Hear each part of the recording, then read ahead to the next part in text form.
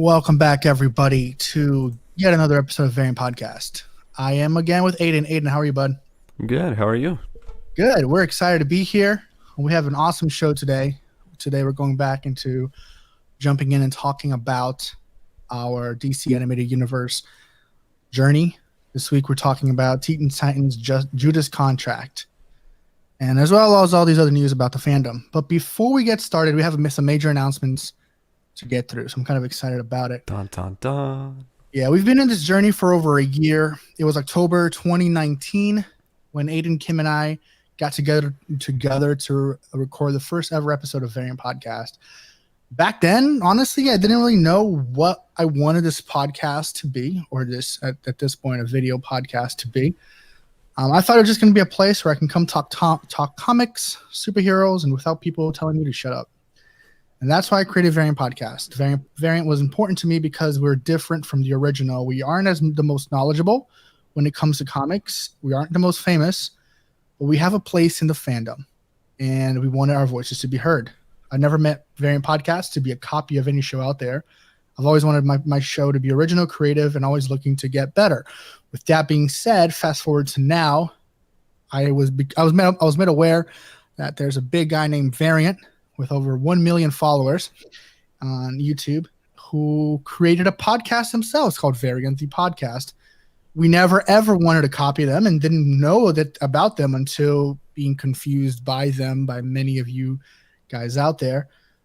Personally, we started the show before they did, but that's not the point. We never intended to copy anybody. My goal is to have a unique show that isn't like every other show out there. So with that being said, after months of brainstorming logo design ideas and talking to people about the move, we have decided to rebrand Variant Podcast to a new name. That name is Comic Misfits. Our value remains the same. And now more than ever, we are original and we're looking to keep going and getting focused on our podcasts. We are misfits in the comic fandom because we aren't those hardcore fans that are reading comics 24 hours a day. But we hope you guys stick with us, because if you are, you're now going to be part of the Misfit gang, and that's a new gang that we're making up. So making a sign and everything for it. We love our listeners, and we hope to continue pumping out amazing content for years to come. With all that being said, our names on all our social accounts will change to Comic Misfits. So if you do see Comic Misfits on your profile, that's us. We changed our name. We will keep letting you guys know, hey, it's us. Don't delete, because it's still us. I love us. In the next couple of weeks, we're going to have some new updates to our Patreon page and other things like that. We want to get more connected to our fans, but we will keep that information coming as soon as we have more for you guys. But the Comic Misfits podcast will continue the core value of Variant Podcast, which is what I always wanted, which is to bridge the gap between the novice and the super fans within the comic book fandom. So, Aiden, in the spirit of bridging this gap, what are the breaking news of the month, or the week, actually? Of the week. So Aiden's like, if you're not watching this live like I am, like Aiden's like, I almost thought Aiden cry. It was almost as big as when Captain America grabbed like the hammer, I don't know the name of, and Aiden's just like, oh my gosh, yes. So yeah, it's exciting. Have a new logo. The logo is gonna be up on our social media accounts at the end of the show. It's right up there if you're watching it live. If you're watching it live, it's in the top right-hand corner, I believe. But yeah, new era. It's been a year, over 3,000 downloads, and I never thought that was going to be a thing. I just thought it was going to be me and like 4 other people listening. So shout out to the 3,000 people that have downloaded our shows. But yeah, Aiden, let's get to it. There's some news going on. There's some minor news, you know. Some minor news, some major news, but mostly minor, right? So one of my most hyped movies coming out in the next couple years, we all know it, is Dune. I've been super excited for this movie because it's from the guy who did Blade Runner 2049, which is one of my favorite movies. Yeah. So when I found out he was doing Dune, I got excited and I was ready for December 18th, 2020. Well, they pushed it back to October 1st, 2021. Sure, it's October 1st? Yeah. October 1st. Huh. 2021. Wait, does that mean what I think it means? Yeah, it does. The Batman is now pushed back to March 4th, 2022. That's such a dumb move. Such a dumb move. And not even because I'm a Batman fan. It's a dumb move because this is long Halloween. You know, if you guys seen any of the photos that just came out today or on Monday, you got major long Halloween vibes from Selena Kyle, from Bruce Wayne, from the Penguin, and so to move that to 2022 in March or April, March 4th. March of 2022. A very bad move. I personally would have rather seen Dune be moved to 2022. I don't have Well, I any. mean, the thing is with Dune is a completed movie. So just It was ready to come out. So just make it come out. Tenet came out. Right? Well, I mean, it was coming out a week before Wonder Woman 1984. Well, we all know that wasn't going to happen. And I don't think Wonder Woman 1984 is coming out this year anyways either. December 25th. I don't think it's coming out December 25th. I think they're going to push it off again. Yeah. I don't see them. First of all, Regal shut down all their movies for the year, right? So all theaters are closed when it comes to Regal. That's almost half of the movie theaters in the United States alone. Why would they release Wonder Woman this year? There's no incentive for them to release it. If you're not going to have that's a fair point. You're not going to have the second major movie theater thing going. Why would you release a movie with only maybe 50% capacity of where you can have your movie at, and they're going to lose so much money? Yeah. However, you can argue the fact that they might get more money because it's going to be the only film that comes out this year that's actually worth anything. Right. So more people might see it, but I just don't see it happening. I don't see it becoming. I don't see them releasing it in December. And then another thing is, it feels like the movie studios they're killing the movie theater industry pretty much. Yeah.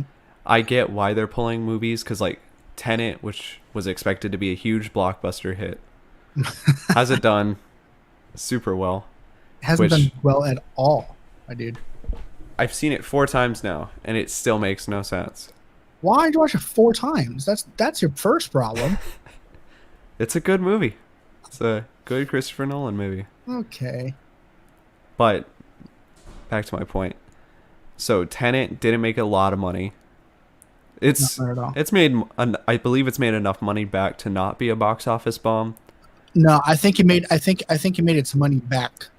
It definitely made its money back. But that's the thing, in the entire world. Yeah. They were expected to make their money back when like the Thursday showing in the United States alone. Yeah, and that didn't happen. So I get the move why they're pushing movies back. Mm-hmm. Just going off of those numbers. Yeah. But now, as some theaters are starting to open up again, there's nothing for them to show. No, there's nothing going to be able to be shown this year, dude. At the end of the day, all we're going to watch this year are going to be Empire Strikes Back, The Dark Knight, Black Panther, movies that are classics that people are going to go watch in theaters no matter what. There's no reason, for these movies to come out. As much as I want to see Wonder Woman 84, I don't think it's coming out to 2021, maybe March of 2021. I could see that happening. It just doesn't make any sense for a film that's supposed to make a lot of money be released and not make a lot of money. And that's just going to look bad at the end of the day for Warner Brothers. So why would they do that? It's true. It's the same concept as Dune. The movie Wonder Woman's done, right? Yeah. So there's no reason for it not to come out except for, hey, we don't want to come out with it because we don't want to lose money. And Patty Jenkins already went on record saying they're not going to release this only to streams because that's not what the movie was intended to be. Yeah, so, and even some of the advertising in movie theaters is saying this is made for the big screen. Yeah, so it makes no sense for it to not be in the big screen, which I get. And so I don't see it being movie on demand or VOD or whatever you call it. And so it's not going to be it's not gonna be this year that we're gonna see the movies that we wanted to see, which kind of stinks. It does. Because this year was gonna be a good year for movies. So we're gonna have a lot of good movies come out. We weren't lucky enough to get them. It's not really our fault, but I think 2021 we're gonna get a lot of movies. Yeah. And I don't see why.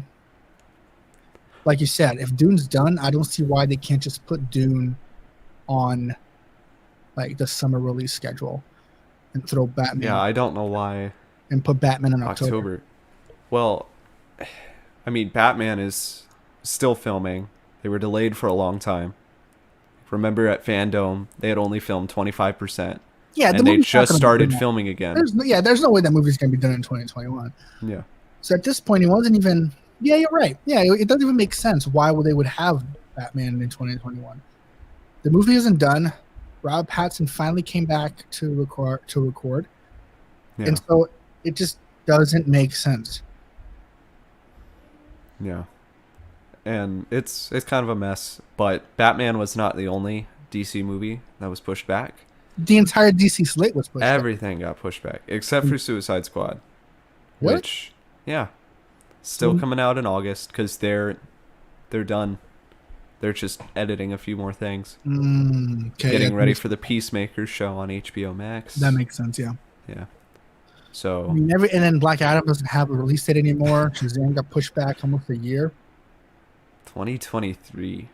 Are you sure 2023? Yeah. Which is such a bad move. Such a bad move. Because I know they were trying to film it again while the child actors were still young. So that's the thing. That's why it's a bad move. These kids in 3 years from now are going to be adults.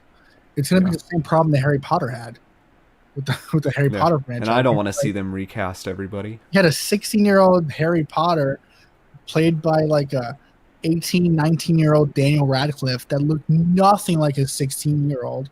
That's what's going to happen to Shazam if they keep pushing this movie back. Yeah. Like I think that's the biggest problem in movies with children actors, because they grow up so fast that you need to do it. Like I'm shocked they didn't start making this film right after Shazam finished. They should have. I believe they were trying to film around this time, this year. Yeah, and it's a bummer that they can't do that. It really is. I mean, Zachary Levi turned 40, and he's playing like a 30-year-old. It's crazy. So that blew my mind. I didn't realize it was 40. I didn't realize that at all. I was like, wait, dude's 40 years old, man. Wow. But no, so I it's a bummer. It's disappointing that, Batman's pushed back. It looks like it's the long Halloween. It just has that vibe from the photos. I feel it, yeah. From the photos that came out on Monday or today. They're doing... And just the dark tone of the trailer too. Yeah, they're doing some great stuff. They got Selena Kyle dressed up like the Batman Returns Selena Kyle. Ooh. It looks good. It looks like it's going to be the film to watch, but now you're going to have to wait until 2022. Well, hopefully we'll still have movie theaters by then, because I don't think Cinemark's going to survive off of $5 classic movies with nobody really going to see them. Well, okay, so we went to see Empire Strikes Back. Yeah. Which, again, listen... Love Star Wars. Empire Strikes Back is my favorite movie. That movie cannot be played on a big screen anymore. No. It's not built for that type of screen. It looked grainy, and I didn't enjoy it as much as I usually enjoy Empire Strikes Back. Really? Yeah. I enjoyed it a lot. You've never seen it in theaters. Have you? Yes. Not when it came out. I'm not that old. Yeah. I saw it in theaters before in the 30th anniversary that they came out with. They put it in theaters. Okay. And I also saw it live, which was dope. That's cool. I watched the Boca Raton Sinfonia, or the Palm Beach County Sinfonia play. That's really cool. The Empire Strikes Back. So it was Empire Strikes Back in concert. So every music part, the entire score was played live, and you could still watch the film. So that was really dope. So cool. So after seeing that, I don't really care about watching in theaters. Yeah. Well, you know what did look good on the big screen? Tenet. The Dark Knight. You saw The Dark Knight? Well, it's made for the big screen, dude. Yeah. That's a Nolan film made on IMAX for the big screen. So of course it's gonna look good. It's gonna look amazing. Yeah, even Beetlejuice looked nice on the big screen. I saw So that a couple weeks ago. So what you're trying to say is you watched a lot of films in the big screen. I've seen quite a couple. Yeah. And all of those, the only new one you saw was Tenet. Tenet and New Mutants. Oh yeah, but we don't talk about New Mutants because it was really bad, right? It's garbage. Yeah, I told you. Did I tell you about how I got retweeted by a Marilyn Manson fan page? Yeah, because of yeah. I told you it was gonna be trash a year ago. In fact, when we started doing the show a year ago, I told you New Mutants is gonna be trash, and you said, "No, it's gonna be for the future of the franchise." Blah blah blah. And they didn't. Disney bought them, and they killed it. Well, and also I saw the news that Disney is rebranding the Marvel's non-canon films to Legends. Yeah, no, Marvel Legacy. Oh, Legacy. No, yeah, Legends of Star Wars. So yeah, I mean that's what we can do. There's nothing we can do about these films not being on anymore. Like, hopefully we get Wonder Woman this year. I'm not holding my breath. If it comes out, I hope so. Yeah, again, if it comes out, awesome. If it doesn't come out, I'm not going to be surprised at all. Yeah, and you know what else I need to see on the big screen? No? Jamie Foxx back as Electro in Spider-Man 3. That movie where Tobey Maguire's going to come in and outwork Tom Holland. Well, I mean, Sam Raimi, who directed the original Spider-Man trilogy, is doing Doctor Strange. He's coming back, bro. And Doctor Strange is going to be in Spider-Man 3. The best Spider-Man of all time, fight me on that, is going to come back. And Tobey the Goat Maguire is going to reprise his role as the greatest web slinger of all time. Yeah, and the problem with that is, I think, this is variant Aiden speaking, or comic misfit Aiden now speaking. Oh, yeah, misfit.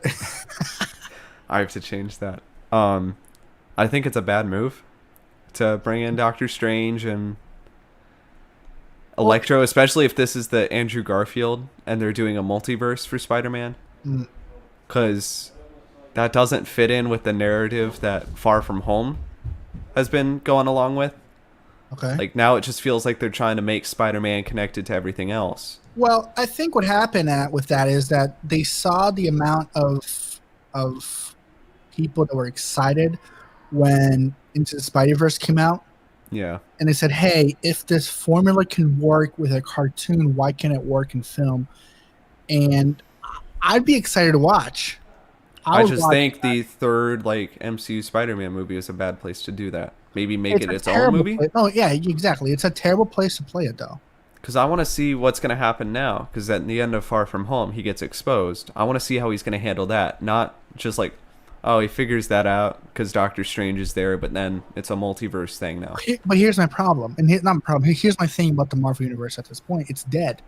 It's so dead. And Spider-Man can't bring it back to life. So much so they're bringing in Doctor Strange to help out, because the only film that Far From Home, but that was more Happy was in that film, right? Nobody else was in that film. Yeah. Well, even without Tony Stark in that film, Tony Stark was a big presence in Far From Home. Yeah. And so they can't keep playing the Tony Stark card. So they need to do something else. And Doctor Strange is the next guy on up that can do it. To me, it feels as if Marvel isn't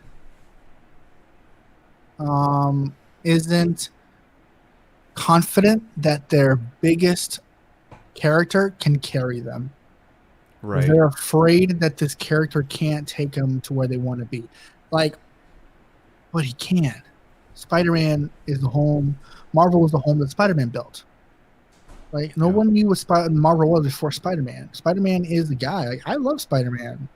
He's cool. He's super cool. But the Marvel movies it feels as if they're afraid of Spider-Man. They're just putting him in this little box as the second fiddle in his own films. And the true Spider-Man fans get annoyed with just cause. You can be upset. It's fine to be upset at that, because why would you want to see, if you're a Spider-Man fan, we have a friend that's a Spider-Man fan through and through. Yeah. If I'm him, right? Why would I be watching these knowing that Spider-Man is the second fiddle in his own film? I want to see the Tobey Maguire Spider-Man. He's the leading actor in that film. Even Andrew Garfield is the leading actor in that film. Yeah.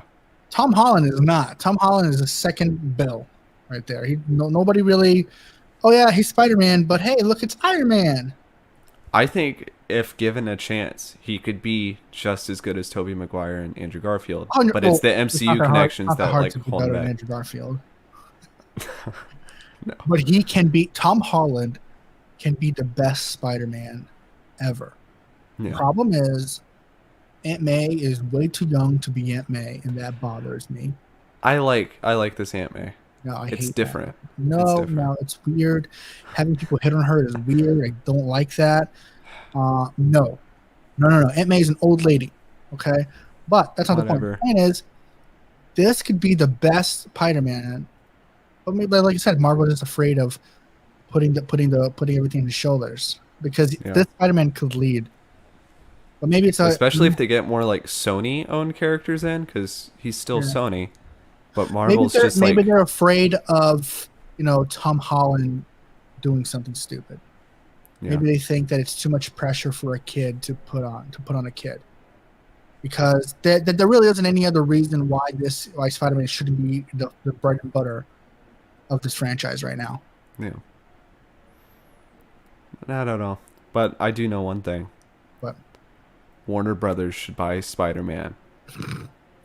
Have Zack Snyder do the Zack Snyder Spider-Man multiverse movie.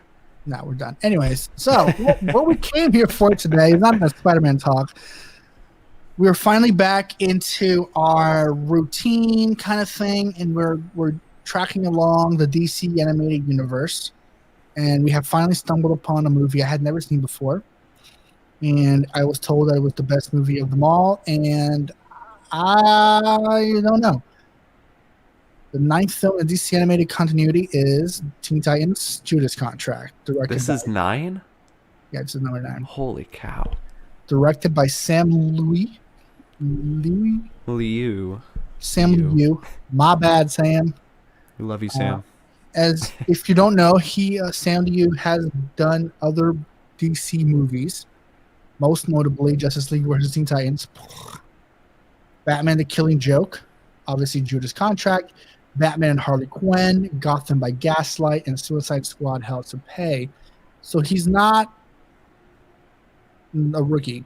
He knows his stuff. He knows his Batman or his DC Comics stuff. And so this film came out in 2017, so it's not that old. It's 3 years old, right? Yeah. It was the last movie with Miguel Ferrer. He played Deathstroke. This was his last movie. No, this isn't his last movie. You sure? This is the first movie without him. I think he passed away. No, this was his last movie. Are you sure? I thought he passed away. Yeah, he passed away a month after he was announced to be in the movie. Yeah, he had recorded all his lines. Oh, he did record. This was his last movie. Okay. Oh, I thought it was the other way around. Okay. Yeah, no. Yeah, it was wasn't bad. Aiden, as we all know on the show and Comic Misfits podcast, I almost said variant. We like to start off with overall thoughts on the film, and then jump into our spoilers, which has this amazing sound. But once you hear that sound, that means... Did you hear that sound? I did hear that sound. Usually you have a reaction. This time I wasn't sure. So when you hear that sound, it means we're going to jump over the border of spoilers. Spoilers. But for now, we're going to stay within spoiler-free zones and offer our spoiler-free review of Teen Titans Judas Contract. Aiden, I'm going to let you start. All right. I don't remember this episode of Teen Titans, Pedro. This felt a lot like an episode of the Teen Titans cartoon. Not Teen Titans Go, which gets a lot of hate it doesn't deserve, but that's another topic for another day. Yeah, no. But the animated Teen Titans show from 2003. And I liked that. Mm-hmm. It was really cool. All the characters were fun. What else? I thought the villain was interesting. Not the one you'd expect to be the villain. I'm hesitant to say because I don't know if that's considered spoilers or whatever. No, I don't know. Let's just act like we don't know what we're talking about. Yeah. The villain was good. The fight scenes were pretty good for a Sam Liu DC movie. Very good. It definitely made up for Teen Titans versus Justice League. It was just an enjoyable movie to watch. I watched it twice, and I enjoyed it both times. Yeah, I think it was a very entertaining film to watch. Probably one of the better DC animated movies to have come out. And I actually enjoyed watching this film. I had never seen it before. Out of all the films that we have reviewed so far, this was the first one I had never seen. So I was very excited to watch it. And so I had a lot of high hopes for it because people have been kind of like telling me how amazing it is. So I just had a lot of expectations, but they weren't disproved, really. It wasn't a bad film. I had a good time. There are some things I don't like about it, but that's just me personally not liking the over-sexualization of women and the exploitation of 16-year-old kids. That's just my personal opinion. Nobody has to agree with it. We don't have to be on the same page. That's just my personal opinion on that. That's probably why I'm not going to give this movie a higher score than I wanted to, because to me that was like extreme and to the point of like no. I did. Yeah, and even the comic book source material for an 80s comic is very like comic iffy. Source material is worse than this. This is tamed compared to Judas Contract, the comic book written by Marv Wolfman and George Perez. That book, the graphic novel that this movie is based off of. Well, it's a comic book. This was in the 80s. Yeah, but a graphic novel is a compilation of more than one. Okay. So the graphic novel, comic book, whatever, the story arc, Judas Contract that came out in the 80s. Great story. Very edgy for the time. So if you haven't read it, I'm not going to spoil it for you. But it's very edgy. Once we get through the spoiler zone, we'll probably ruin it for you. So keep that in mind as well. But a very good film. I watched it twice, and I could watch it without being bored. Like I watched Justice League Dark twice, and I did not want to see it the second time. I felt like I was, like nailed on the chalkboard the second time. Justice League versus Teen Titans. I almost couldn't get through it the first time. So I don't blame you. I was able to watch this twice without a problem. Also, it didn't help that it was only 84 minutes long. It was a long one compared to the other ones. No, usually they're 90. You sure? Give or take, yeah. The last couple were like 70 minutes. Were they? This was one of the longest ones. To me, I thought this was one of the shortest ones. No, it was pretty long, which I liked. Interesting. I'm going to prove you wrong. Live on air. Justice League versus Teen Titans was 79 minutes long. Well, I guess it's the same. Yeah. Whatever. You're right. I was wrong. I can take it and whatever. That's why I'm here. That's why you're here. But yeah, so I enjoyed this film. Very good for what it was. It was entertaining, had a lot of action, wasn't very inappropriate. If you're watching with kids, they probably won't get the jokes. Yeah. They probably won't get the jokes. However, it's 2020, so they might get the jokes. So use that with caution. If this was 2017, I'd confidently say they would not get the jokes. But it's 2020. You never know what kids these days are up to. Yeah. The jokes were really funny. I liked the humor of this movie. Yeah, it was funny. I'm talking about the sexual jokes. Yeah, I know. Yeah, the movie was funny. But I'm just saying, in general, just keep an eye out for that. You had action. The characters were very good. The plot was a good plot. It was moving. It was good. And the characters were entertaining. I truly enjoyed this film. I probably wouldn't buy it because I don't really like a lot of I haven't found one of these movies that I love. So I probably wouldn't buy this film, but I would rent it. I'd rent it again and watch it again. Yeah, it wasn't bad. I enjoyed it. Definitely worth the $3.99 on iTunes. Yeah, it's definitely worth $3.99 for renting on iTunes. Yeah, for sure. I believe it's also on HBO Max. So it's on HBO Max. HBO Max. It's on HBO Max. If you have HBO Max, jump on there. Not sponsored. And get that. Yeah, it's not sponsored, but yeah, if you have HBO Max and you have like a Yeah, that's where you got to go. Oh yeah. So. Holy spoiler alert, Pedro. You can hear that one this time. So yeah, Oh, if you have lasted the last 31 minutes on Comic Misfits, you are officially past the spoiler zone. So from now on, when we talk, we are going to talk freely about this film. If you don't want to get this film spoiled, it came out 3 years ago. So if you don't want to get this film spoiled, leave now. If you don't come care, back. stay. Yeah. Or pause it, watch the film, and come back. Please come back. That's what I would do. I'll just come back later. But yeah. Let's just get to it. And this film starts off 5 years into the past. I'll tell you what, dude. It took me a while to do the math on all this because I was not understanding the time jump. Because it was very confusing. I think I finally solved it though. Okay. I just think that some of the characters are drawn a bit older than they are. That's what I'm going to sure. So it starts off 5 years in the past with the original Teen Titans of Robin, aka Dick Grayson, Speedy, Kid Flash, Beast Boy, and Bumblebee, as they're rescuing Starfire from. No, they're driving and then they're thrown into a conflict with Starfire. Yeah, they're driving around. Beast Boy finally signed up for Twitter. So it was 20. If we're going to do it by the age that we're living now, the movie came out in 2017. So 2012. 2012 when he signed up for Twitter. So can we talk about this for a second? How old is this Beast Boy? Okay, so that's the thing that I'm getting at. Yeah, Beast Boy He looks the exact same. No, he doesn't. Beast Boy 5 years in the past, from what I understood, because I went back and watched Justice League versus Teen Titans when Starfire's talking to Robin, Damian Wayne, she says that Garfield got his powers at age 11.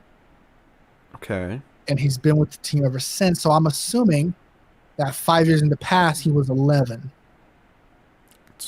Maybe.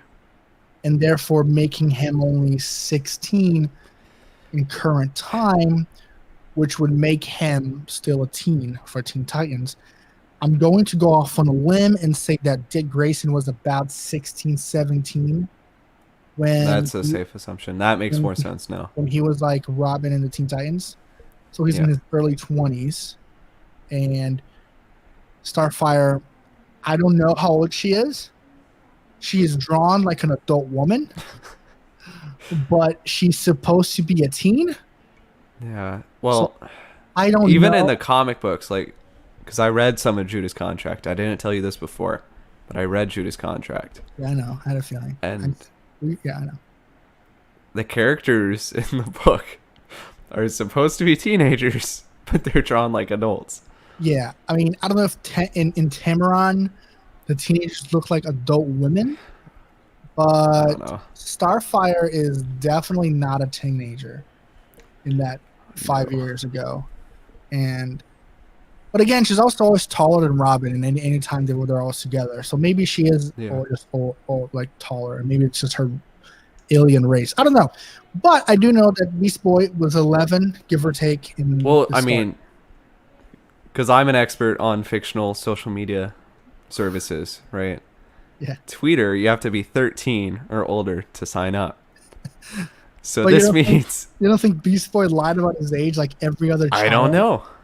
You don't think Beast Boy would lie about it? And everyone I know, when they were like, trust me, I knew some kids that were like just entering middle school, and I was almost finishing high school, who ended up signing up for Facebook when they weren't allowed to. Yeah. Well, I don't know. I just got Twitter when I was 20. I didn't get social media. Not everybody has your values, Aiden. I know. Okay. I'd like to hope that Beast Boy has the same values. Side note, 5 years. It took him 5 years to have 1 million followers. Hopefully, we don't share the same fate. This is Beast Boy we're talking about. He's like a famous superhero. It took him 5 years to get 1 million followers. He's been 5 years to get on Kevin Smith's podcast. he did something wrong. He did something wrong with his social media presence, and that's why that took that long to get a million followers. But so it starts off with them driving in the Robin Mobile, as I like to call it, even though I don't know if that's what it's called. Titan's Buggy, I think it's called. Titan's Buggy? All right, I'll take Titan's Buggy.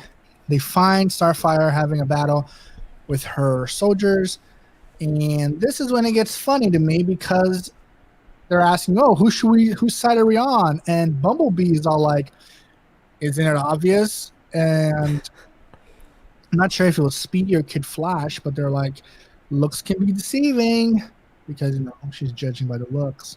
Yeah.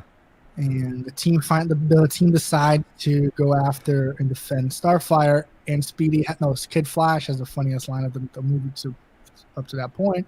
It's like, yeah, the fact that she's hot has nothing to do with why we're going to help her. I'm like, that's so good because that's what teenagers would do. Yeah. So I think that to me is why I like this movie, is because they kind of hit teenagers right in the head. Like they hit them they hit the nail on the head when it comes to teenagers. Then they save Starfire, and the way the Tamaranians learn languages is by kissing people. And then Kid Flash is like, it was so random. I speak a little bit of Spanish. Yeah, it was that beginning sequence was so funny to me because it's such a teenager thing to do. Yeah. And it's like, I speak some French. I'm like, are you serious? You're like, wow, get out of here. But it was good. I enjoyed that. So yeah, they obviously plot. Spoiler alert, Aiden. We've already hit the Starfire. Don't get ahead of the game here. No, I'm kidding. So yeah, they save Starfire, and that's it. She asks to stay there she says, "Oh, I'll be here for a month at the latest." 5 years later. 5 years later, she's still there. Biggest smooch ever, man. Just taking over the Teen Titans Tower. So then we jump to the present time, so 2017 at this point, I think. And it's never really stated which year these movies take place in. But it's safe to assume they take place the year they come out. It's safe to assume that. But then also, it seems like Damien's been the same age for 6 movies now. No, you're wrong. He sounds different, but he looks about the same. Well, no, he looks different. Sure. He looks a little different, a little bit. I do like that. That was one of the notes I put up when I was watching the film that I enjoyed. That Damien keeps growing up. He finally has that typical puberty voice. Yeah. And I was like, yeah, he's growing up. That's awesome. So I did enjoy that part of Damien's growing Damien, whatever. Oh yeah. But we jump to present time, and Dick Grayson is now Nightwing, and he rejoins the Teen Titans to track down a terrorist cult known as Hive, and it's led by Brother Blood. Fun side note: do you know why Nightwing's suit was red? Because it was the New 52 design, wasn't it? Yeah, okay, so you didn't know. It took me a hot minute to figure it out. It took me a minute, I'll tell you why. Because every other time we see Nightwing in these animated universe movies, he's wearing the black blue. Yeah. So I was like, why is he wearing red? So it took me a second. I go, oh yeah. That's 52. Right. For the New 52, they made everybody in the Bat family wear red except for Batman. Yeah. And Batgirl. But her hair is red, so that works. I guess. Yeah. But do you know why they were red? Here's another question. Do you know why they were red? Humor me, Pedro. So red? The villains can't see the blood. Their blood when they get shot and stuff. So that's why they were red. Gotcha. That was a listen. I love the New 52 Batman. I love Greg Capullo's art. It's my favorite Batman. I have 4 or 5 different drawings of that Batman up on my shelf and a statue of him. But the New 52 is stupid. Aside from that, the New 52 is dumb. And so this was one of the dumb things they did. This whole red whatever was stupid. I would have guessed it was maybe because of Red Hood, and they just wanted to all be in the same color or whatever. No, it was because it was a lame reason. That was so stupid. Yeah. But so back in present day, Nightwing rejoins the Teen Titans to track down Brother Blood. who we find out is planning to capture the entire team and absorb each of their unique abilities. Yeah. The machine that was tested on. Do you know who it was tested on? It was Jericho, wasn't it? Yeah. Yeah. I noticed that. I was like, I know that hair. Yeah, it was really that can't be 80s hair. Right. It's funny because you don't see him in the anywhere else except for that part when he's getting tested in the beginning. Yeah. It was also the purple pants that gave it away. I was like, that's Jericho. Yeah, and I'm like, hey, wait, I know that guy. Why is he there? And so I thought it was interesting. Yeah. Mm-hmm. And they didn't have any connections to Deathstroke, which I thought was kind of weird, but I'll take a Jericho cameo. He doesn't appear anywhere else. A random cameo in this movie because again, it's important to note. Yeah, it was based on Judas' contract, but it doesn't mean it was completely taken page by page. Like Donna Troy is in Dick Grayson's role in the comic book. Yes, and you see Donna Troy at the end of this film. Yeah. So it's kind of like it was. I mean, and obviously you don't see Kevin Smith in the Judas contract comic book. So I wish. It was. I really wish. So it was taken loosely off. Some of the stuff was from the Judas contract book. A lot of things weren't. Obviously Damian Wayne wasn't part of it either. Yeah. Damian Wayne didn't exist back then. Yeah. Yeah, there was a lot they changed. And I think in some areas it was good. Uh-huh. Some areas it was bad. Yeah, for sure. I agree. It's important to note, so we're kind of jumping up around everywhere, which is fine. But once the Titans take over that little camp that they have, that they test Jericho, and they take over that place, Brother Blood tries, because I guess we don't find out until later, but he's working with our boy. Spoiler alert. Do the spoiler thing. Just in case. Deathstroke. I feel like he deserves an extra spoiler warning. Yeah, it was cool. I enjoy that. I enjoy that he was with Deathstroke, and so they're trying to get the Justice League. No, not the Justice League. The Teen Titans powers. And so Deathstroke, which I mean, I'll tell you what, I 100 completely all cards on the table. I hated Justice League versus Teen Titans so much. As soon as it was over, I turned it off. Yeah, rightfully so. And so I missed this in Justice League versus Teen Titans. You see Tara come in at the end. Yeah. So to me, I walk into this Justice League. I walk into Judas contract all like, who is Tara and where has she been all this time? This is so stupid. Then I go back and read around more and I realize, oh wait, silly, I didn't watch the entire film and I missed her coming in. Yeah. So obviously you see a new character, you assume the worst, right? You see a new character that has not had time to be fleshed out. What do you assume automatically? You assume it's a bad guy or it's a bad guy. Yeah. And we were right. But I did enjoy how Sam Liu did this though in the film. He didn't wait around too long to explain that she was the bad guy. Yeah. Because usually when there's a new character, you always go, "Oh, is that the bad guy? Oh, I don't know." But in this case, it took you maybe 30 minutes to get into the film to realize, "Oh, Tara's the bad guy." Not even. Like, it was pretty easy to figure out. I think it was maybe 20 minutes into the movie. Wasn't very far. I don't think it was 20 because 20 minutes into the movie, Brother Blood was taking a bath with the reporter's blood. It's pretty close to that. It was like 30 minutes in.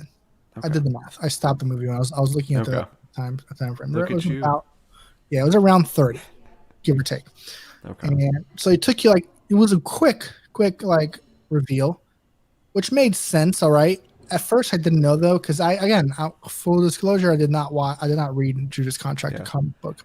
I liked how they, I didn't read the entire series because I've been at work a lot and I've had other life stuff going on.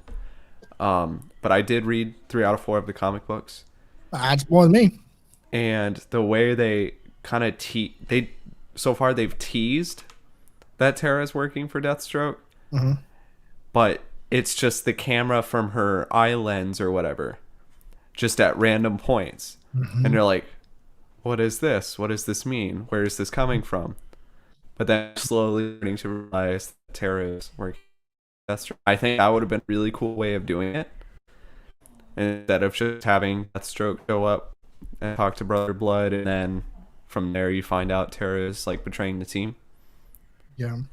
But to me, because it was such a quick movie, 80 something minutes long. How long was it again? 84 minutes, I believe. 84 minutes. Because it was 84 minutes long, I see why they just wanted to get it done and tell you, hey, she's a bad guy. Now let's flesh this out. Because it was probably one of the better films, I think, because of that reason. It fleshed out the villains. It gave us who we were supposed to be looking for. And at the end, you saw the end result. Yeah. And the end result was not fun. Yeah, I mean, but before we get to the end, I enjoyed how they got to. So the whole point of the movie is Deathstroke was trying to catch the Teen Titans to give him to Brother Blood, so Brother Blood to get all their powers. So the Judas contract. Here's some. I'm not gonna let you guess because I thought about it. I can't prove it, but to me, the Judas contract, the name Judas contract, obviously comes from Judas Iscariot from the Bible. That's what I was thinking. Right, because you have not only Tara, who's a traitor to the Teen Titans, you also have Deathstroke, who's a traitor to Tara. And so they both, in their own way, are quote-unquote Judases to their respective people, right? And so, because the movie didn't do a really good job of explaining what the Judas contract was. They didn't even mention it. They didn't even mention the name Judas contract. They mentioned contract. Well, the contract this, the contract that. I can pretty much guess without any hesitation that's why it's called the Judas contract. And if you don't That's the exact same thought I had in my mind. And I like intelligent reasons for titles or whatever, so stuff like that I think is really and cool. I don't know, and again, I ordered the book to come in, so I don't know if in the book, maybe in the fourth book, that it mentions Judas contract at all, but to me that's what it felt like what they were going for. If they do mention it in the comic when I read it, let me know. I will put it on my Twitter at Variant Aiden or whatever it's going to be with Misfits. I'm probably going to leave it at Variant Aiden for now. Because you're still different, bro. It's still great. But yeah, so I don't know. I just thought that was an interesting tidbit. Nobody really talked about it. Nobody really noticed because it wasn't really mentioned anywhere else. But I could kind of feel that there was like that Christian tone to that part of like the Judas contract because people know Judas is a traitor, and so this is going to be like a traitor in a way. Yeah. So I kind of like that. But so Brother Blood is trying to get the Teen Titans, and he has Deathstroke doing a job for him. He meets up with Deathstroke in the graveyard, saying, "Hey, whatever we agreed to, it has to be quicker now. We got to do this in the next day." And everyone's like, "Wait, what? What happened?" But I think it's really neat how Deathstroke catches everybody from the Teen Titans. It's really well thought out, and because again, he has someone he has a Judas on the inside. Yeah. So that helps out, but at the same time, it's cool to see the backstory of these characters. For example, for Blue Beetle, he gets electrocuted in a chair of the place where he's helping serve food because he makes him feel closer to home because he has a strange relationship with his dad, and then he's trying to be closer to his family, et cetera, et cetera. So he's out helping out the homeless food shelter. He gets there earlier, sits in the chair, gets electrocuted. Deathstroke takes him. Can I do a quick Aiden fun fact real quick? Of course. While we're talking about Blue Beetle. Yeah. So Blue Beetle is played by Jake T. Austin. Really? Who was, what was his name from Wizards of Waverly Place? He was the youngest kid from Wizards of Waverly Place. Oh, no, I don't know, but yeah. On Disney Channel. because that was my show back in the day. Not surprised. The lady who voiced his mom Is in the the mom movie from Waverly is the mom from Waverly Place. That's what she sounds like. Oh, yeah. Do you know where else she's from? No. She was Hawk Girl in the Justice League cartoon. She was. Yeah. Oh. And she was also the voice of the computer system that Dick Grayson uses in the movie. Dude. But we're not there. We're not done there. The voice of Blue Beetle's dad is what's his name? David Zayas, I think. He was Maroni in Gotham. Yeah. Okay. I don't care. The mom of Waverly Place. That's right. She is Hawkgirl in a Justice League show. Yeah. I'm like, wow. I was like, how is this voice so familiar? Because I rewatched Justice League during quarantine. Oh, great show. And I'm like, how is this voice so familiar? It's the mom. Yeah. From Wizard of Waverly Place. Wow. Super cool, right? That's so fun. That's a fun fact, Aiden. I was watching the movie and I was like, that sounds a lot like her. It's not her, but it sounds like her. And it was her. Wow. Aiden, and I'm like, I got to share that on the podcast. That was worth a prize of admission right there. Wow, that was a good, fun fact. Wow. And I mean, that's the only thing worth listening to on this show. So that's the end of the comic mystery. Wow. What a good one. But that was good. So then we get Blue Beetle by getting him electrocuted in the chair. And in the comics, that's what happened to Cyborg. Oh, yeah. Cyborg it's a different Teen Titan. Yeah, but it's still there. And there's definitely a theme of like he's attacking them from a place they'd consider a safe place or a home. Mm-hmm. Like Starfire gets taken from Dick's apartment. Yeah. Yeah, a gift.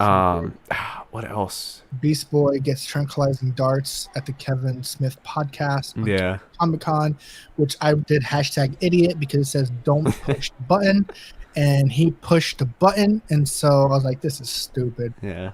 Kevin Smith would not have allowed that. Not at all. And then Nightwing got quote unquote shot by Deathstroke. Robin in his house. In his house. No.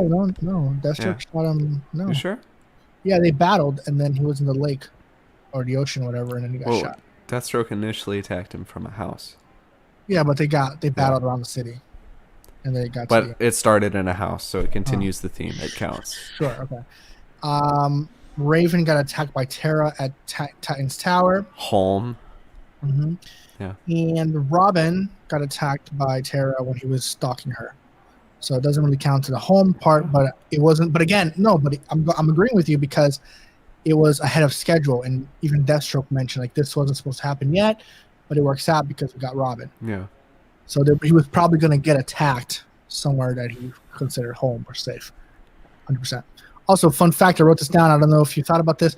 Where the heck was the Justice League?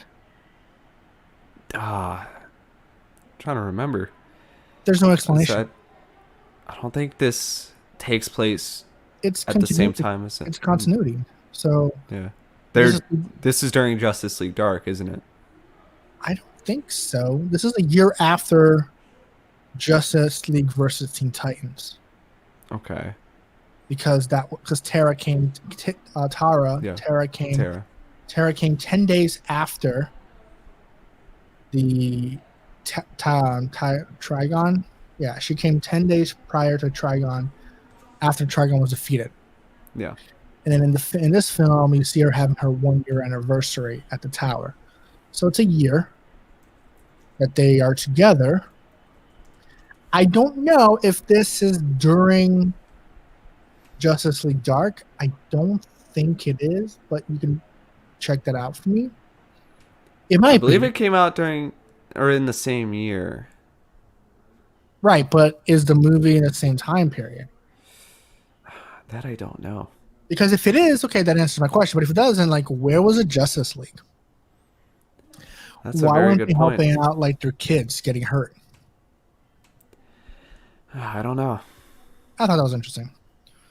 Yeah. But the main point, again, of the movie was Brother Blood wanted to power the Teen Titans to become an unstoppable human.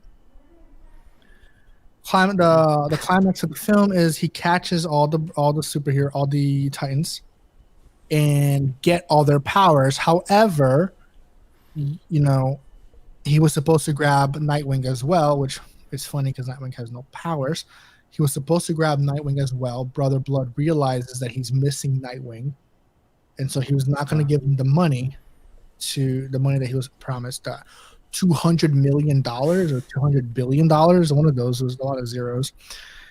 Yeah, he wasn't going to be given that. However, the second part of his contract, aka the Judas contract, was he could give, instead of Robin, Tara, which betrayed her, and he got his $200 million or whatever much money he got.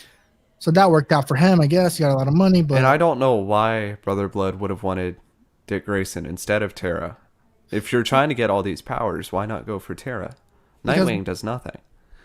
Whoa. I mean, powers-wise. Like, if I absorbed all of them, what would I get from Nightwing? You'd get his deductive reasoning, his detective skill, and his acrobatic ability. But why have that when I have Starfire's powers, Raven's powers? Because he was trained by Batman. Whatever. And we all know I have Damian Wayne. Oh, that's true. So... That's true. Why would he want Nightwing if he has Damian Wayne? That's why I'm here. I ask the real questions. Yeah, it's the hard questions. Yeah, you're here for the people, man. It's for the people. Yeah, so he gets Tara, which is a better... But I think Deathstroke even mentions it, like, oh, she should be extra because you're going to get a lot more from her than Nightwing. Yeah. But I think the way the movie ended was kind of anticlimactic at that point because Nightwing just comes in, Brother Blood get all the powers, but all the kids get freed. And they have their powers. Yeah, so they have their powers, and then they beat Brother Blood. I thought it was kind of stupid how, because we see him get their powers. Why do they still have it? Yeah. Now, I think it was also cut off midway through, but if it was midway through, I don't think it would still have all those powers. So, I mean, I guess that makes sense. But I think it would have been more interesting. Which, I mean, Sam Liu doesn't really take chances in these movies. He does good movies, but he doesn't really take chances. I think it would have been more interesting if it was Dick Grayson versus Brother Blood, and then maybe Deathstroke, last minute teams up with him and kills him. But I can't ask for small things like that anymore. That's too much. That's too much work, man. Yeah. But yeah, they beat Brother Blood. It's kind of lame. Tara ends up bringing the whole place down. Deathstroke doesn't die. It says on the movie's Wikipedia page that his fate is unknown. Yeah. So, but then the actor for Deathstroke in this movie sadly passed away before the movie came out. So I think it's safe to assume he died. Which, another Aiden fun fact. The voice of Deathstroke in this movie is the voice of the Hun leader from the original Mulan. Okay, let's get down to business, bro. To defeat?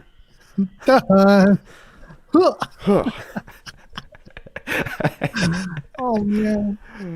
Yeah, so Tara, I call her Tara. It's Tara. She brings down the house. It gets buried, and so Deathstroke gets buried with Tara, pretty much. Brother Blood is shot and killed by Mother Mayhem, which prevents him from being captured by the Titans. Yeah, that felt very weird. Yeah. Mother Mayhem wasn't really given a lot of. I think she's a bigger character in the comics. Am I wrong? So far, she hasn't been as big of a character. Yeah, she wasn't. She's not a big character in the movie at all. She just sits there, shoots people in the head. I think it would have had more of an impact if she was set up as a bigger character, and then you're like, oh. And it would have been cool to see it revisited later on, but this is the last Teen Titans movie before the end of the universe, so she wasn't very exciting, but she was just there to kill people. It just kind of took away from the ending, I think, because it was like she was just going to shoot him anyway. Why did they fight him? But I don't know. She shot him because she didn't want him to be captured by the Teen Titans. If he Well, I wasn't, mean, he was gonna lose anyway. but he not lose, she wasn't gonna shoot him though. That's kind of like the what she did was kind of like having those suicide pills that people take, like those like the in the movies. So like in Tenet. Oh yeah, like test. Yeah, exactly, Tenet. yeah, exactly. Like those pills they take so they don't get captured. Yeah. So having her there was just for that, so he didn't get captured. Tara decides to bring out the entire building. Beast Boy tries to save her because I mean that was the cute. I think that was the cutest part of the film, personally. Yeah. The relationship between Beast Boy and Tara was so honest and innocent, and if you get invested in the film, you're like, oh man. I think the Teen Titans TV show did this better, and I mean it wasn't an exact adaptation of Judas Contract because there's one really gross part that's in this movie.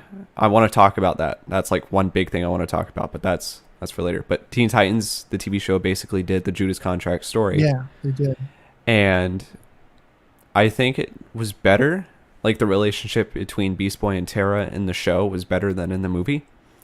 Well, because they fleshed out that character development.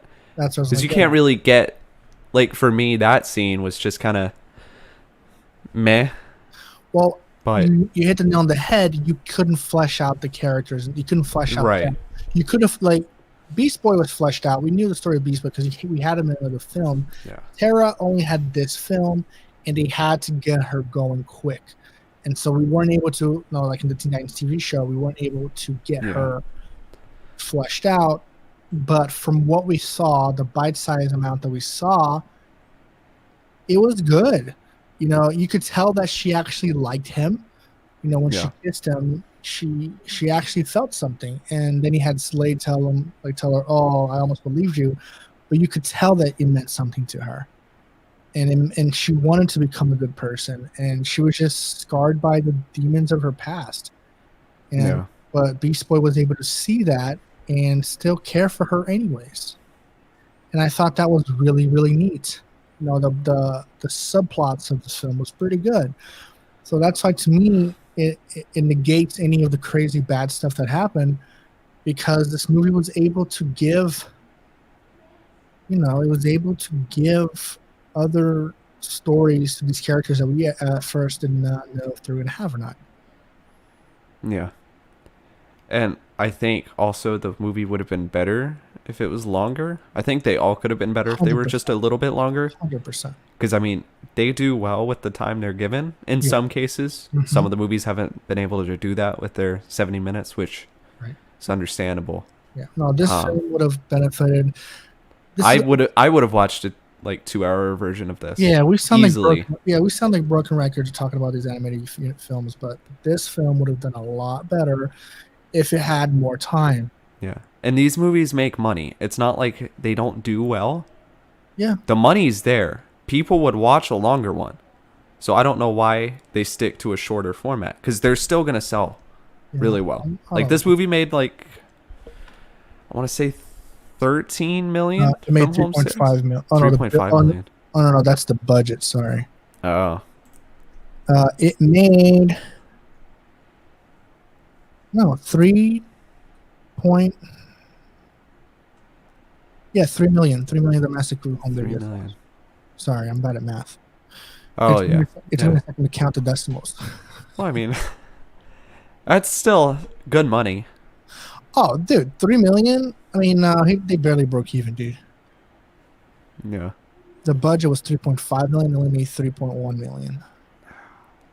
So. You sure the budget was 3.1 million? Because the movie made 3.5. The movie made 3.5? No. Yeah, the movie made 3.5. Oh, okay. Well, maybe I have the wrong number in that's fine. Yeah. Maybe I have the wrong number. Yeah, I definitely think these movies would be better if they were longer. Oh, for sure. Longer better. 100% agree.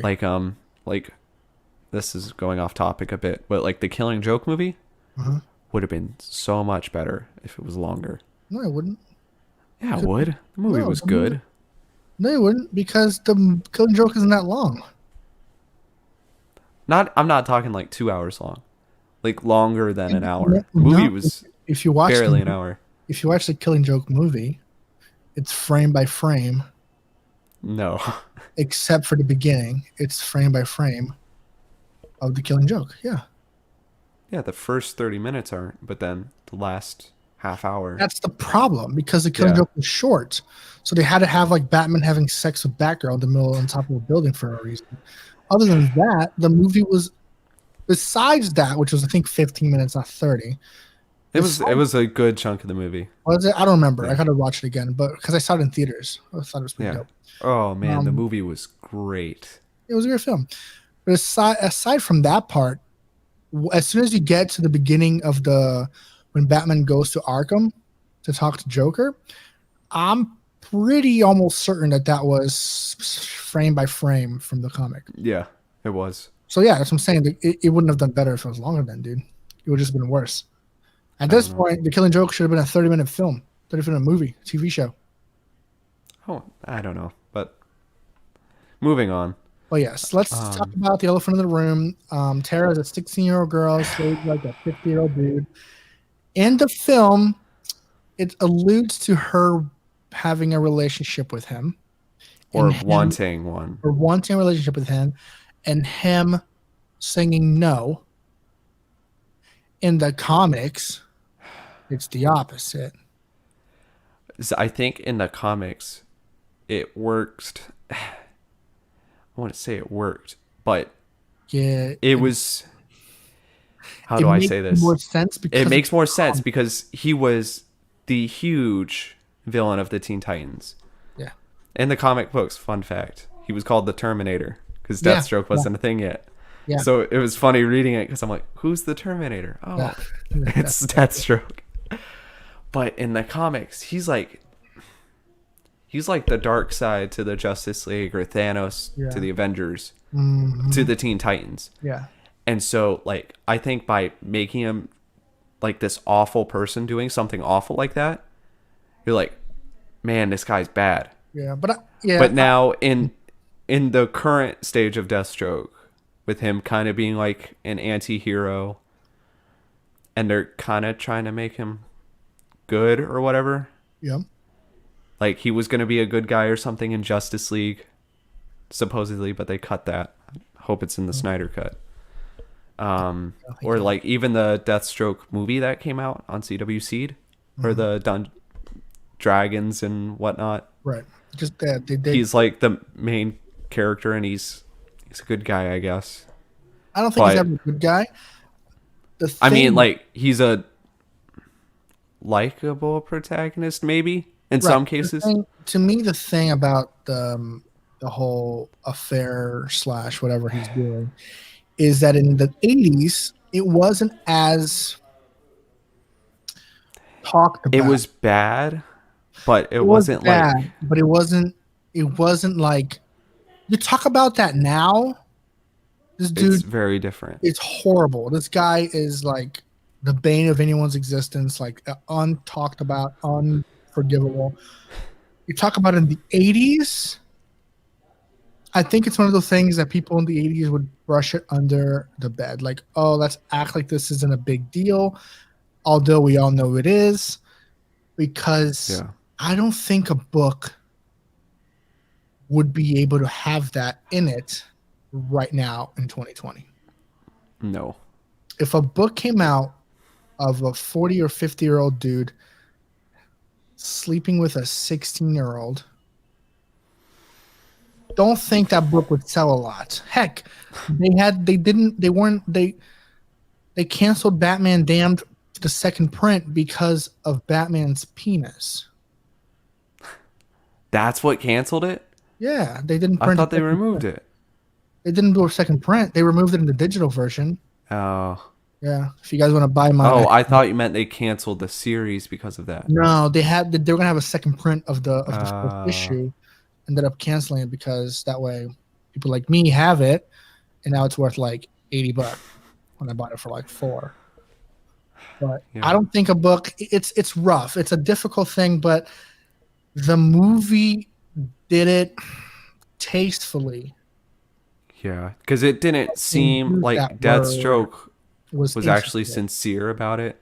I don't It think was just Deathstroke like was a interested. It made him he was just there for the money and not for her, which is good.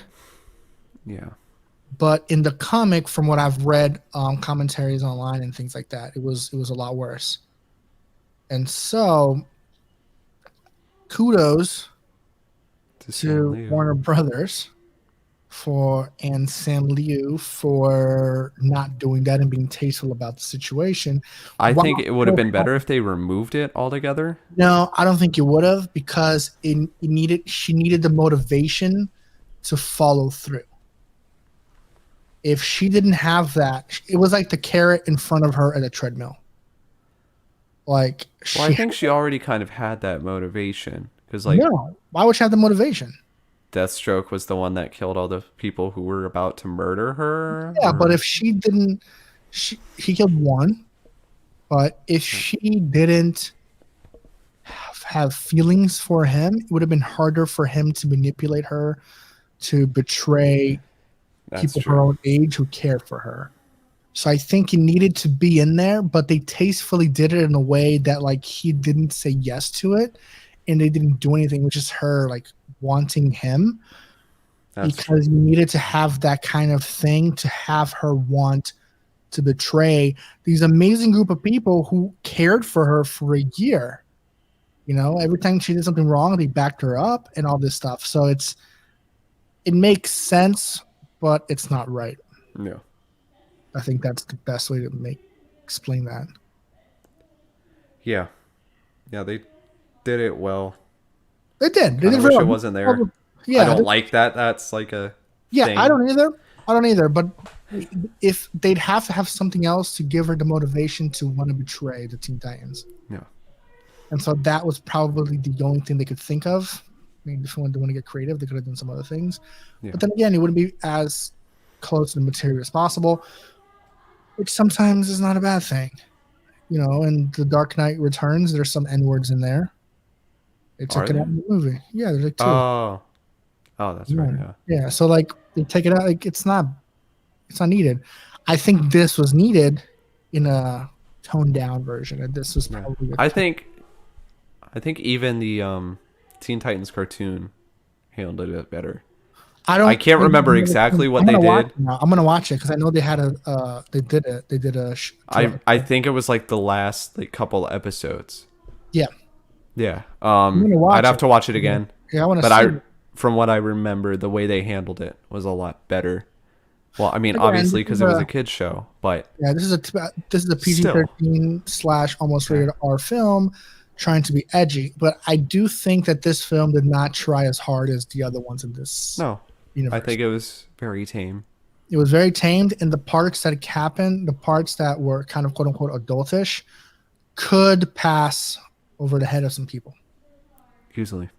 And so I think that was good overall. Yeah. But overall, Aiden, who I'm gonna go first this time because I always ask you first, and this isn't an interview. But to me, my favorite character of this movie was Nightwing. And why was that, Pedro? This is the Nightwing movie we wanted from day one. Right? Am I crazy? Maybe. Like, I don't know. did you not want a Nightwing film? No, I still want the one that Chris McKay is doing. Right, but forget that. I'm talking about this universe. Yeah. From the first time you saw Nightwing in Son of Batman, you're like, yo, give him more than just babysitting duties. And I would have preferred maybe a Nightwing solo movie instead of just throwing him into Judas Contract. But he wasn't thrown in because he's doing exactly what the Judas Contract. He does the same thing. Not in the book. In the sure? book, Donna Troy is in his position. What does he do in the book? Because I mean, he's there. He's the one who like finds they've been taken, but Donna Troy is basically like the leader of the team with Starfire. Okay. I mean, I enjoyed this Nightwing. You know, I like this Nightwing a lot. He led the team when he didn't really want to lead the team. He was resourceful. He personally was a good addition to the team, and you could see that he's still a leader because you see that in the scene with in the apartment when Starfire is upset. She goes, "Oh, the team went to you to talk about XYZ or about the situation. You're a great leader." So the people still think him as the leader. And he did a good job. I enjoyed seeing this Nightwing finally do some action instead of getting beat up by Damian Wayne. To me, it was good all around. I gotta give it to Nightwing as my favorite character, and it also doesn't help. It also helps that he's Batman's like friend. I'll tell you that much. The character I hated the most in this film was Beast Boy. He's annoying. He was annoying. He's always annoying. In my notes, literally right here, it says Beast Boy. Where'd it go? Beast Boy continues __ circle to be a pain in the A. He's so annoying. But again, it makes sense. It's 16. His character. And he's 16. Yeah. Well. Or 15. One of the two. One of the two. How about you? Who'd you say is your favorite character? It was hard. Mm-hmm. I think I'm going to give it to Raven. Really? Why? For one line. I believe they're on an elevator or something.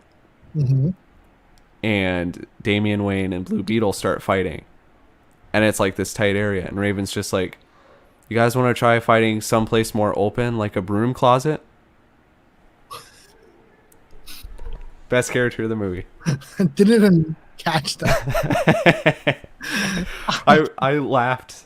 I paused the movie. I was laughing pretty hard. Are you sure it's in this film? Yeah.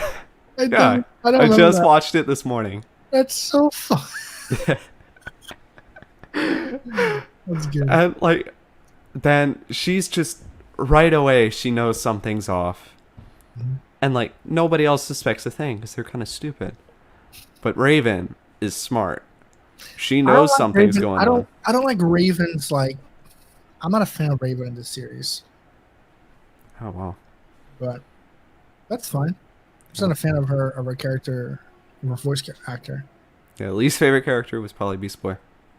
Beast Boy's a pain in the butt, dude. Pain in the butt. Best cameo, Kevin Smith, 100%. That was great. It wasn't even Donna Troy. It was Beast Boy. It was Kevin Smith. Kevin Smith. I will tell you, it kind of felt weird to have Beast Boy talk about that, whole terror situation with Kevin Smith in a podcast. Yeah. I would have wished he would have done that with either Nightwing or Starfire because they have been together for 5 years. Yeah, so they've been around longer. They know what's going on. So they would have been like better to talk to than someone on the podcast. I guess Beast Boy, it made sense because he was closer to Tara. So like they're like, we need some sappy voiceover about being close to people that die. I know. Beast Boy. Good job, Sam Liu. Well, direct all of our movies from now on. No. I don't think it was a bad idea talking about Tara. I think it was a bad idea talking about Tara with Kevin Smith. I know. That's what I was trying to say. Because Kevin Smith, he's a real person. It was kind of weird to have him in the movie. Because then it just like breaks this weird wall that we believe exists. And so it would have been better if like maybe Beast Boy was sitting down and like watching the lake or something. And then Nightwing and Starfire come behind him and just sit and talk to him about the situation. Yeah. I think it would have been more meaningful. But it was a fun. You know what this confirms, though, right? That Kevin Smith is canon in the DC animated universe. That just confirms the world is canon in DC animated. And if he doesn't show up in Justice League Dark Apocalypse War and whoop Darkseid, I don't want to see it. Why are we even reviewing this series? I don't want it. Kevin Smith. I want a Kevin Smith and Nightwing crossover movie. Make it happen right now. I will produce it, write it, direct it. I will make it happen. Just give me the rights. Overall thoughts, not overall thoughts. Final score of the film. Final score, solid 4. Solid 4. I would give it a 4 as well. It's enjoyable. I could watch it a couple times. It's well done. The fight scenes are good. The action's good. Characters are good for the most part. Writing was pretty solid. You said everything I was going to say. I'm not going to repeat it. 100%. 100% agree with you. Not the best one, I don't think. Not I'm the trying best to one by remember which point one. one. By point one. So here's the official Comic Misfits. Yeah, I went to the official Comic Misfits score of the films so far. Flashpoint Paradox 3.3, Justice League War 2.5, Son of Batman 3.9, Justice League Throne of Atlantis 2.4, Batman vs. Robin 4.1, Batman Bad Blood 4.1, Justice League vs. Teen Titans 3.7, Justice League Dark 3.8, Teen Titans Judas Contract 4. So top 3. It's in the top 3. That's good. Very solid film, very enjoyable. I highly suggest watching this film. Well worth a $3.99 rental fee, or well worth purchasing it if you're really into collecting movies. You know, if I were one who bought movies a lot, I'd probably buy this one. Yeah, it's an enjoyable film. You can watch it over and over again. You can watch it. You can put it in your repertoire of films you like to watch over and over. Yeah, watch it over and over again. Good film. We'll memorize it. We'll do something with that knowledge at some point. Yeah, highly agree with you there. No complaints from me. I enjoyed it. But Aiden, I think it's about that time. Did I hear that sound? That's our new favorite. What is this? Oh. I think it's about that time to wrap up our next episode of Comic Misfits, aka former Variant Podcast. Follow us on our social media accounts. It's at Comic Misfits on Facebook, Twitter, and Instagram. All of them are now Comic Misfits. You can go check those out. If you love the show, share this with your friends. Download our previous episodes. And if you want to support the show, you can head over to patreon.com/for now Variant Podcast, and you can check out all the information how to do that there. Or you can just help donate through the Anchor app, which they also have an option to do that there. Yeah. But that will do it for us from the very first episode of Comic Misfits. My name is Pedro, and I'm here with Aiden. Sup. Goodbye, everybody. Have a great night. Or day. Whichever one you're in.